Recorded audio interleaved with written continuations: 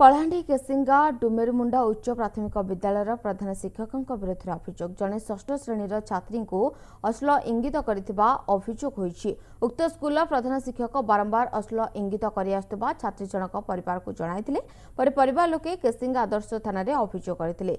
अभियोग आधार रे अभियुक्त प्रधान शिक्षक सर्वेश्वर मिश्र को गिरफ्त करी कोर्ट चालान करथिला पुलिस। कोर्ट रे तांको जमीन नामंजूर हेबारु भवानीपाटना जेल को पठाई दिया जायछि। एने आमे जिला शिक्षा अधिकारी को पचारिबारु से दृढ़ कार्यानुष्ठान नेबे बोली कहिसंती।